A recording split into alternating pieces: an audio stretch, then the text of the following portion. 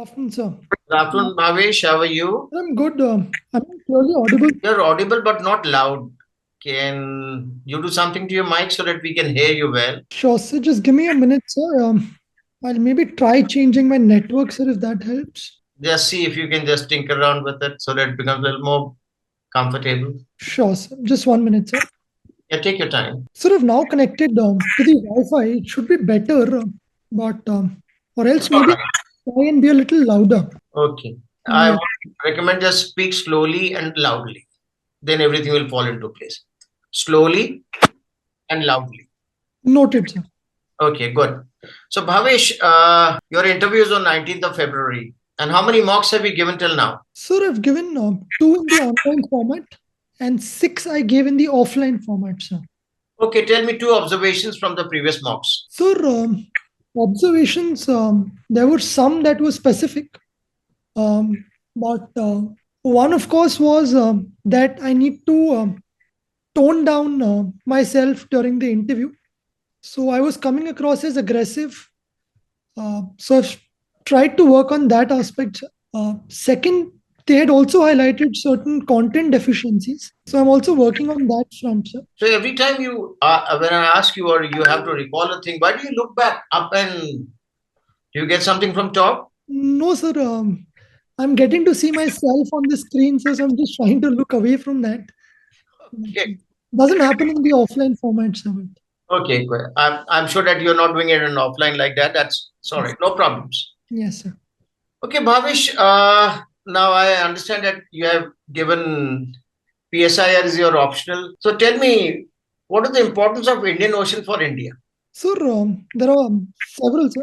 One, of course, is the strategic aspect of it. Okay, three We, reasons. Okay, strategic. we are the net security provider for the region, sir. Okay, Is the economic aspect, sir. So okay, 90% of our trade by volume and okay, 70% by value flows through the Indian Ocean region. And third, sir, there are also resources. It's a natural resource-rich region, so there are polymetallic nodules, etc. okay. And Okay. Good, also, I got it. I got it. No problems. yes, Now that with your good performance, I'm sure that you will get selected and you go on a foreign jaunt.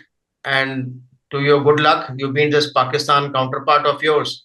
And he makes a statement and he says that minorities are being marginalized in India. And he quotes 370, he says CAA, Triple Talaq, Waqf Act, and he says minorities, their personal law, everything is being down, they're being marginalized. How will you defend? sir, I think objectivity would be my primary focus here. For example, Tell the answer. Give me the solution. I'm the Pakistani guy. You defend yourself now. sir, I think my argument would be that these allegations are not based on objective facts. If we are to see the public service delivery of public goods, there seems to be no discrimination between communities, whether it's in housing or with regards to other essentials, whether it's food, etc. Secondly, sir, their participation, whether it's in politics or in the armed forces, that is not in any way inhabited by their religion, sir. So So, we'll leave this thing over here. So let me ask you, what do you understand by cartographic aggression? sir, cartographic aggression refers to the use of force to alter the territorial boundaries, sir. And we have recently seen it in the Russia-Ukraine conflict, sir. Tell me the latest example of cartographic aggression on in an Indian subcontinent and at international level. Sir, in the Indian subcontinent, sir, we've seen the Chinese try to attempt it in Bhutan, sir, when Okay, they tried to take over the Doklam Plateau, sir. okay, Second, sir, more recently, Pakistan has been active on the Afghanistan border, sir. okay, Where they tried to change the border, sir. okay. You talked of that you are interested in India, China, defense equipment, and civil infrastructure. Yes, What is the role of BADP? sir, BADP, Border Area Development Program? yes, sir. Yes, tell me, how is it impacting the border areas? Sir, it was brought out in the year 1957, and it consisted of several measures, sir. One was to make our villages self-sustainable. Second was to improve the connectivity with respect to the infrastructure. And third was to bring about employment opportunities in a manner that we are able to prevent people from those border villages from turning as overground workers, etc. So to bring them more to our side, sir. Okay, I enjoyed interacting with you. I wish you all the best. Thank you, sir. Ma'am, over to you. Good afternoon, ma'am. Good afternoon, Bhavesh. You've done PSIR, but you also play a lot of sports, I find. That's excellent. Badminton, boxing, squash. Squash is very unusual for you, for anyone. So squash, what brought you to squash? Or what took you, what attracted you to squash? It's not such a popular sport. Ma'am, one was that I grew up in an army environment, ma'am. And I used to find this squash court in almost everywhere where I lived, ma'am.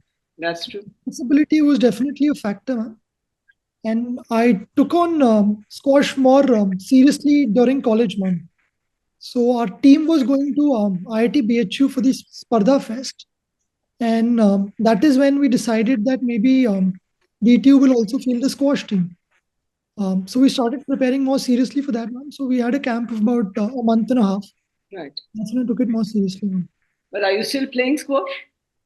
Not every day, ma'am. Sometimes maybe once, twice a month types. And who's one of the main squash players from India? Ma'am, in the men's category, we have Abhay Singh. And in the women's category, Anad Singh has entered the top 35 recently, ma'am. Then we were talking about China, India, and you have said that you are comparing China, India defense equipment and defense preparedness, etc. What is how do you compare both of them? I mean, in the sense that is there any comparison? Isn't there a huge asymmetry? Ma'am, I do agree. Two or 3 points. Yes, ma'am. We can compare it on 3 parameters, ma'am. One, of course, is the equipment aspect. Where I do agree that we are slightly on the back foot, but we're fast catching up. But ma'am, we have advantage on 2 other aspects. One is the geographic aspect. And secondly, our soldiers, they are more battle tested. They have actual war fighting experience, which the Chinese lack. So I think we're behind on the equipment aspect. So whom have we fought?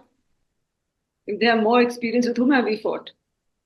Ma'am, we have several victories to our credit, ma'am. Whether it was 1971 against Pakistan. That's very long ago. Ma'am, more recently in 99, we again won the Kargil conflict, ma'am. And more recently during Operation Sindoor, we've highlighted the salience of our armed forces, ma'am. And recently, India-EU FTA was in the news. And in this context, US was also mentioned. So give me 2 or 3 main points or main features of the India-EU FTA and why is US being mentioned in all this? Ma'am, one, of course, the India-EU FTA is being seen as a win-win situation, ma'am. So Indians are especially going to gain in labor-intensive sectors through greater exports in textile, jewelry, and the Europeans are going to gain in highly specialized goods such as high-end automobiles, etc. As far as the Americans are being concerned, are being referred to, ma'am, I think that's because the actions of the Trump administration have acted as a catalyst for both countries to finalize the agreement on a war footing, ma'am. So you think what the US, how is the US able to have its sort of, the way it is behaving? How would you define it? President Trump's actions, how would you define them? Or what are they doing? His actions, what are they doing? What is the result of his actions? Ma'am, I think his actions are aimed at both his domestic audience as well as the world order, ma'am. So on the world order, ma'am, we're seeing a retreat of multilateralism. So the territorial integrity of sovereign nations is being violated. And on the domestic front, ma'am, I think he is catering to his Making America Great Again vote. There's a lot of, protests against him already. There are a lot of dissenting voices already amongst the MAGA group as well. So do you think the actions that he's taking are right? Ma'am, from what I'm reading in the newspaper, there are reports that the tariffs may not be helping the Americans as much as he had earlier anticipated. For example, one report stated that 96% of the tariff burden is, after all, being paid for by the American citizens. And we are seeing a pushback, ma'am, as you mentioned rightly. Their Fed Reserve Chief, Jerome Powell, has indeed stood up to President Trump, ma'am. And he's being thrown out. Yes, ma'am. He's due to retire in May, and President Trump has already Named nominated somebody else in his place. Yes. Okay, last question in all this. We began with China, India, then I asked you about what, EU, India, and then what about China, US? One day they talk of G2, one day they talk of, getting India to counter China. So what do you make of all this? So what is the US-China relationship? How do you define that? How do you look at it? Ma'am, my understanding is that the US is just taking a strategic pause for the moment, realizing that it's not in that good a position as it was maybe 20 years back. One critical aspect is that its interest payments have now exceeded its defense budget. So it doesn't have the defense might to take on China for now. So that's why it's maybe taking a step back and retreating from other global conflicts. Once its domestic and other military aspects are sorted, it'll come back to take on the China challenge, ma'am. And that is why for the middle term, we're seeing that it's now not referring to China as a strategic competitor and merely as an economic competitor. But in the long term, I still see, ma'am, Indian salience remaining for the Americans, because it's only India that can take on China due to its geographic, economic might, and the military might that we have now. So India is going to be indispensable for the Americans. Okay, let's see how Trump looks at it. Yes. And last question is your second interview? Yes, ma'am. How did the first one go? How much did you get? Ma'am, I got 173. So there was scope for scoring. Yeah. And I just want to say one thing. Yes, you were, whatever question I was asking, you were going off the point. So just think about it, and see how you can improve your thing. Okay, sir. Sorry. Thank you. I'll take note of that, ma'am. Good afternoon, sir. Yeah, good afternoon. So I was seeing your DAF. You are a graduate in software engineering. Yes, sir. So let me ask the first question from that one. Can you explain to us how or why the current phase of artificial intelligence and to be followed shortly by quantum computing, would it lead to what is being called the fourth industrial revolution? What are your views on that? Definitely both AI and quantum form key parts of the fourth industrial revolution puzzle. AI, for example, is going to advance the acceptance to technologies such as Internet of Things, which will revolutionize how our shop floors are organized and operated. Quantum, again, will have huge applications in communications, in metrology, and also quantum materials will find great applications. From your hobby portion, we know that you have keen interest in following the advancement of China as a military power. Yes.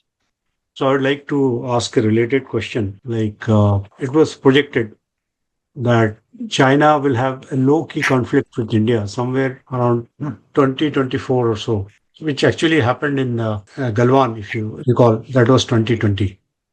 Yes. Then by 2030, there could be a conflict with USA, I presume, over Taiwan. And by 2050, they have this national target of overtaking America. So what is your comment or observations on this sequence or chain or timeline, which supposedly China has kept for itself?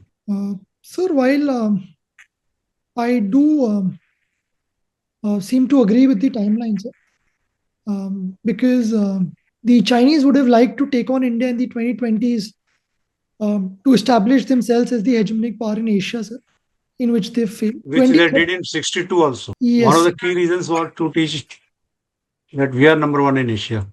Yes, sir. But in that, they seem to have failed in the recent Galwan crisis, sir, because India did not back down. No, even earlier, it has not been much talked about. 1967, Yes, they were given a bloody nose. yes. Even in 1987, sir, in the Sumdong rule. But that was only kind of eyeball to eyeball confrontation. Yes, sir. Lieutenant General Sagat Singh, who was the div commander in 67 on his own. The army commander was, I think, Sam Manekshaw, and the army chief was away from India. But he took, and there were at least 67 or 70 casualties on Chinese side. Not much talked about. I read a book recently. That's how I'm telling you. Anyway, you go ahead with your answer. Yes, and sir, similarly, they would want to bring the Taiwan question to its logical end, sir. And in that respect, they might want to try and take over Taiwan, sir. And seeing what has recently happened in Venezuela, the Chinese will only be more emboldened, sir. But again, Okay, here, go ahead to the next timeline. Would they actually be number one military power in the world by about 2050? sir, regarding that, if we see the pace at which they are modernizing their forces, sir, on the naval front, sir, they're already the largest navy by the number of ships they have, sir. Even if they're lower than the Americans in terms of tonnage and in terms of critical equipment, for example, they have lesser aircraft carriers. That will suggest that, sir, in purely numerical terms, they might be the number one military in the world by 2049. However, sir, there will still be questions on their battle preparedness in terms of training of their troops because they don't get exposure to the best training because they're virtually cut off from training exercises with the Americans, the French, etc. And thirdly, sir, their progress in critical technologies is also questionable, sir. We saw how their equipment failed both in Pakistan during Operation Sindoor as also in Venezuela, sir. So the quality of equipment is also questionable. Okay, so you have doubts about 2050 timelines again. Yes, sir. So we'll move on to a portion relating internal security situation. There are some portions in prelim syllabus, as also in mains in GS. So I would like you to critically evaluate the organized crime situation in India over last 40-45 years. And in its earlier phase, which areas were earlier affected and what is the current trend? You must be seeing some newspapers. Like I would give you an example of one Punjabi singer Moosewala being killed. That is an example of intervention of organized criminals in current day scenario.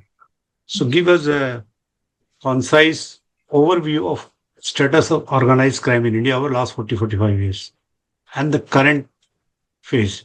Sir, in my opinion, sir, the biggest organized crime threat in the past was that from the underworld. Sir. For example, in Western India, D Company by Mr. Dawood, etc., were very active. That threat seems to have subsided to a large extent. Which area was that? Were they operating in the entire India or any specific region? Sir, majorly around Bombay, sir. But that threat now seems to have subsided significantly, sir. But there are newer challenges which are emerging, sir. For example, organized crime is increasing with respect to the trafficking of drugs, especially in the northeast and across the border around Pakistan, around Punjab. Sir. Secondly, sir, the trafficking of humans is also happening through porous borders. For example, UP with Nepal and Bihar with Nepal, sir. And thirdly, sir, newer crimes such as those in the cybercrime domain are emerging, sir. Both from within India, for example, Jamtada or Nu in Haryana, as well as from those in Cambodia and Myanmar, sir, which are targeting both. They're targeting vulnerable populations, especially elderly, sir. So it has come back in another form. Yes, sir. Current phase of organized crime. Okay. And which regions are more affected right now? If you can pinpoint which are the regions more affected by new wave of organized crime? So Northeast is definitely being affected, sir. We saw how Yada pills are becoming very, very easily accessible there. Secondly, sir, states in the Western India, Haryana, Punjab, they are also increasingly affected by easy availability of drugs, sir. And the cyber crime, sir, we are seeing in almost all of our urban centers, sir. People are falling for things like digital arrest, etc. Sir. One last question from my side. please comment on decline of United Nations as an institution. Sir, the UN is unable to find solutions to certain major conflicts. For example, it was not able to resolve the Russia-Ukraine conflict. It also failed in Israel-Palestine, the Gaza conflict. In Africa, the UN has been unable to counter the kinetic component of the conflict. But the UN has done decently in other spheres. So, for example, in humanitarian assistance, the UN has been doing well, sir. In peacekeeping operations, also UN has done significantly, sir. And thirdly, in preservation of cultural aspects, the UNESCO has done great, sir. So in some spheres, it's doing good, sir. In other spheres, there is need for urgent reforms, sir, to stand up to its mandate. Okay, Bhavesh, thank you from my side. Thank you, sir. Bhavesh, we come to the end of this interaction with you. So how do you think you performed today? Sir, it was okay, sir. But again, as ma'am also mentioned, I wasn't being particularly pointed with respect to my answer, sir. I was deviating. Yes, sir. Okay, Bhavesh, I think that you performed well, but at the same time, probably this audio issue at your end, maybe probably it impacted you and impacted even the interviewing personnel, not getting the right sense that what you're trying to communicate. But not after having said so. There is a few things that we would like to bring to your notice. As far as passing is concerned, we are not looking at passing. We are looking at how to do better than passing. Yes. You've got the basic knowledge and acumen is there. Now the thing is to upgrade ourselves, to get better marks. Yes. I'll take out a couple of examples so that you understand how things have to be seen holistically. Sure, sir. Majority of the time we are very myopic in thought process. When we become myopic, we give very shallow answers. But when we are able to see the whole thing critically, we get a very good answer. For example, I just asked you what is the importance of Indian Ocean. You gave me 3 reasons: strategy, security, resources. Yes. You never saw monsoons coming from there. Yes. You never saw culture moving. 1498, Vasco da Gama, how the Buddhism has traveled. Yes, sir. So that's what we realized, that you're taking snapshots and you're just only looking at it as what is happening today. Yes, sir. A smart person, when we talk of climate change, you've done all these things in your geography classes. You've done all these things in your prelims, mains. But your inability to connect with them, to bring out a holistic answer, makes the answer correct, but of a low level. Got it, sir. Now the issue is to increase the level. Sure, sir. Another very simple example, cartographic aggression. Examples that you gave are not bad. But if you really look at it, if you are current, if you're dynamic in nature, who's on the ground, who's thinking, who's interacting, you would have seen what Bangladesh is doing. Bangladesh they put this northeast as the part of their country. That is at the Indian subcontinent. At international level, look at it. What is Gulf of Mexico today? It is Gulf of America. Yes, sir. So that is what we are trying to see, is that do you understand the concept? Answer is yes. Have you absorbed the concept? Answer is yes. But are you able to see it as a PSIR student? Answer probably is diluted. And more so, PSI is your main optional subject. And you have given an indication of India, China, defense equipment, which is a very, and India, China is, we've been at each other's throat for a very long time. When you give this kind of a hobby, perhaps you need to be really good at it. Yes, sir. BADP, Border Area Development Program, should be on your fingertips. What is happening in Leh? Why? There's so much which has happened. Yes, sir. When you start understanding a whole lot of these things, what is happening in Arunachal Pradesh, what sir was asking, or Sharma sir was asking, all these internal security problems, everything is seen over there. Yes, sir. Probably you still have about 18 odd days, and especially when you're given this kind of a subject, probably it may happen that panelists may home down to it, or they may just talk of only economics because maybe budget would have been out, or maybe Trump would have played some new card, or maybe something new had happened. So nobody can forecast as to what is going to happen. But one thing is definite: what is in your DAF, you should be prepared for it. And second is to be ready for the dynamic environment. And we would recommend that start reading newspaper. Do you read some newspapers? Yes, sir. I read the Indian Express, sir. Plus, I've also started going on the Mint website, sir. So apart from Indian Express, please add Financial Express or Economic Times, because money is the name of the game. Yes, sir. And do you listen to news? No, sir. Just on YouTube, sir. Podcasts. That's it. Because podcasts are not bad. There's just no doubts. There are some good people.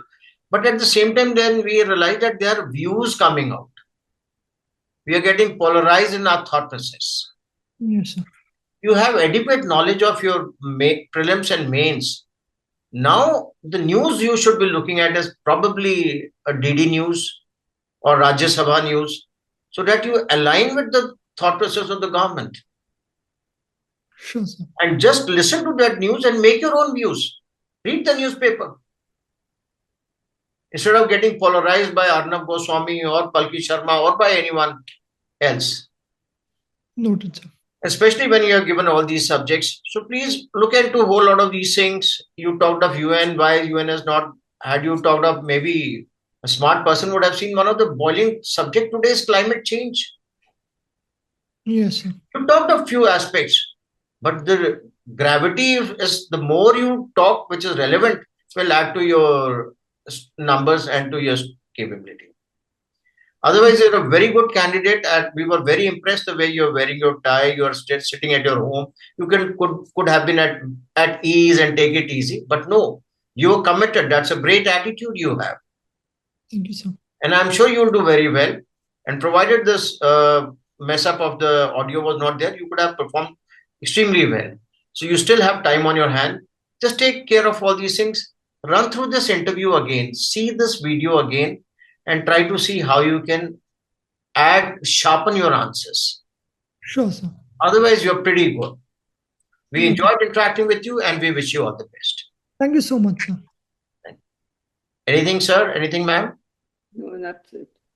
But as I told him, he needs to not mix up his answers, be precise, and listen to the question and answer. Yes, sir. Sharma, sir? Yeah, I'll just talk positives about you. You have a very calm and composed demeanor. So use it to your advantage in the actual interview.